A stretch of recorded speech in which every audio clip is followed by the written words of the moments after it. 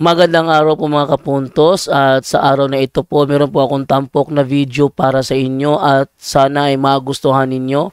Kaya sa mga bago pa po sa aming channel, please po don't forget to hit the subscribe button at ang notification bell para maging notified kayo sa bawat video na ilalabas ko sa channel na ito. At bilang kahilingan po ng punto por punto team at naway maintindihan po ninyo, sana po wag nyo pong i-skip yung mga ads sa aming mga video.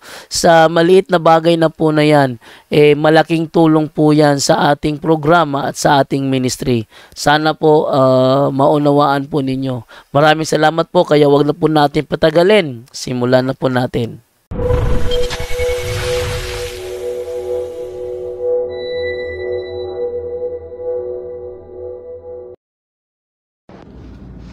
Hello mga kapatid, quick live lang po tayo ngayon. At bago lang tayo tapos sa adoration natin, at sinasama namin kayo sa aming prayer, at sana po isang hiling isama din ninyo kami sa inyong prayer po.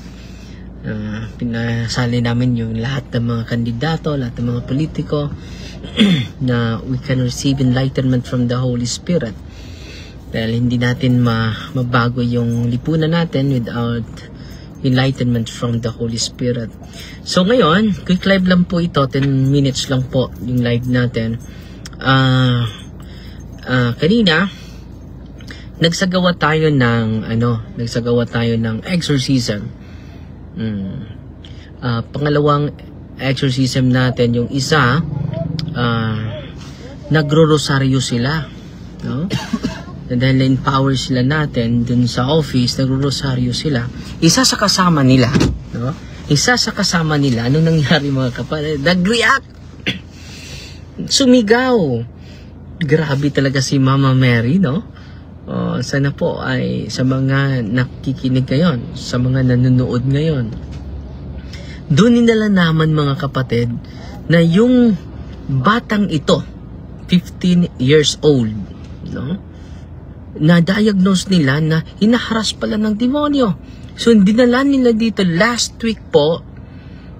At ngayon, patuloy pa natin siyang in-exercise kanina. Ito ang nangyari mga kapatid. Sa unang exorcism natin, dinala nila dito sa office. Alam nyo, tulalang-tulala yung batang ito.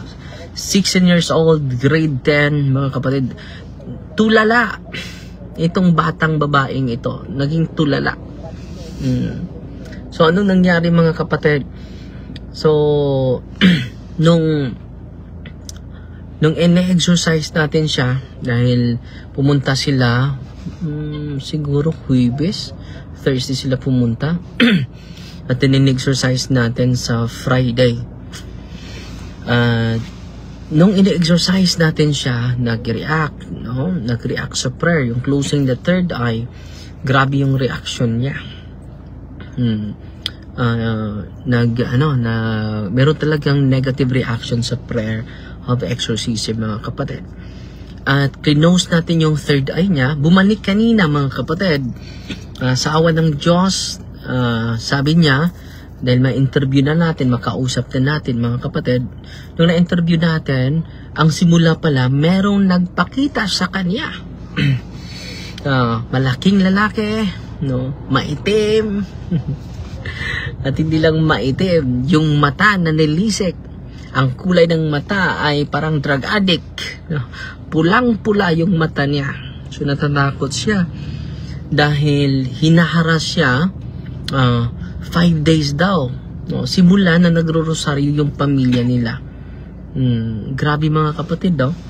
So na empower yung pamilya nila. Pag-uli nila sa bahay, nagro-rosaryo sila. Nung kinanta nila yung Salve Regina, nag-react isa sa mga family members nila. So dinala nila dito.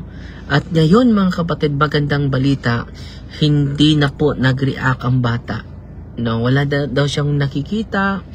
kanina pa nag-exercise tayo, pangalawang pagkakataon nag-exercise tayo, at tumawa na nag-smile na yung bata. Nung una kong ina-exercise at tulala, ganito. Kumusta ka rin? Hindi sasagot sa mga katanungan mo. Tulalang tulala, mga kapatid. At pasalamat tayo sa Santa Iglesia, mga kapatid, na meron tayong prayer of exorcism. Meron tayong prayer of deliverance. Meron tayong mga sacramentas. Thanks be to God, mga kapatid. Pasalamat talaga tayo. Walang humpay na pagpasalamat sa ating Panginoon na nagtayo siya ng iglesia, at itong iglesyang ito ay patuloy na na nag-influensya, patuloy na nagpapatunay na ang kalooban ni Kristo ay kasama natin. So, yan po ang magandang balita ko sa inyo. 2 beses lang completely liberated na yung bata. Hindi na siya, wala nang reaksyon, no? Hindi na wala na talagang reaksyon sa kanyang katawan. No, makausap mo na siya ng diretsahan.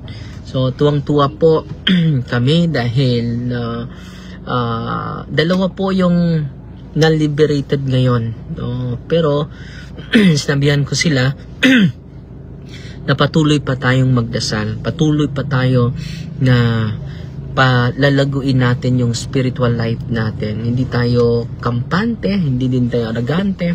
Patuloy tayong tutubo sa virtues ng ating Panginoon. Okay? So, yan lang po muna yung ating live ngayon. At ilang mga nag-comment ating i-greet. Si Shema Narcico. Maayong gabi, Padre. Watching from Nabunturan, Davao de Oro. Kumusta mo sa taga Davao de Oro? At pasalamat tayo sa mga regular star senders natin ngayon. Very generous. Si Army Parajes, lagi ito, 50 stars. At si Bars Tugap Lia, 100 stars. At si Jenna Guevara. Hello, Father Darwin. Good evening. So, thank you din. Nagpadala sa 200 stars. At then, may 4 minutes pa tayo.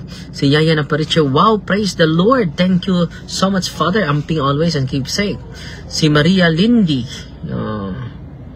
pwede po pa-translate ako, Father. Gusto ko po talagang malaman anong meaning nito.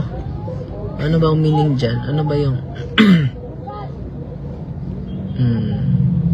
ano ba yung pa-translate mo? Hindi ko nabasa.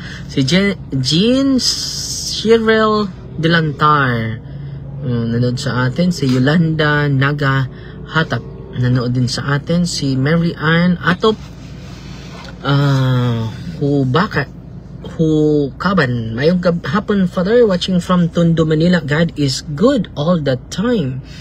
Mama Mary, Mama Virgin Mary, love as always.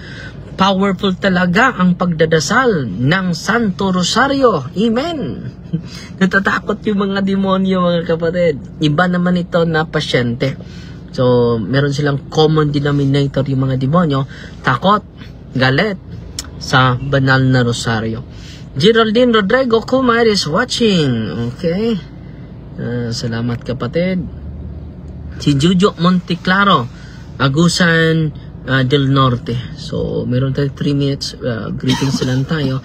Si Vibs Adimala from Santo Niño po ako nanood sa live mo. Okay. Si Alma Mercader Gamulo, si Fimi Tablo Magallanes. Salamat sa mga pulong sa Ginoo. Salamat po, Digsoon. Si nakaabot pa jud ko sa live, Pader, si Bernarda Ibar Sabal, na lagi itong nanood. Si Vangsky Hugs Kahansa is watching. Ito talaga, no? GOMT. Occult prayer po ito, kapatid. No? Wala po yung kahulugan. No, huwag niyong gamitin po yan. So, yung pagdasal nyo, yung Angel of God, yun dapat ang ating i-promote, hindi yan ang kapatid na Maria Lendi. Si Delia Sylvester Ocati, happy Tana. God bless Good evening, Father Darwin. God bless. Si Catherine Sandoval watching from Taiwan, Changhua. No? Si Rosa Hardeliza Garalva is watching. 1 minute na lang. Si Vivi Tablo Magallanes, thank you, Father. Si Maricel Kitani Ramos Ehera, hi, Father, from San Jose del Monte, Bulacan. Kenneth Ong Makarandan is watching. Si Murphy Taylor, thank you po, Father, watching from Australia. Salamat po. Maraming nanood sa atin ngayon. Si Edgar de la Serna Liparto Jr. Si Bobby Jones, nanood sa atin. Si Mig, Ate Beg, Salva, nanood sa atin ngayon. Si John Louis Santa Mena, nanood sa atin. Liwat mag-live sa Bless. Kailan? Every Thursday po, Friday, Saturday, Sunday, 1 to 2 po. PM sa Facebook page natin, and then kung Sunday between 9 to 10 po. Si Vilma Lanoza Morales, salamat, Father, I understand your teaching kasi Tagalog ako. Okay, so God bless, ha. Tatapusin natin ito sa isang panalangin. In the name of the Father, the Son, the Holy Spirit, Amen. Our Father, who art in heaven, hallowed be the name. The kingdom come, the will be done on earth as it is in heaven. Give us this day deliverance, and forgive us our trespasses, as we forgive those who trespass against us, and lead us not into temptation, but deliver us from evil. Amen. In the name of the Father, and of the Son, and of the Holy Spirit. Amen. Fighting Maria, Tatak FD with a humble heart. God bless.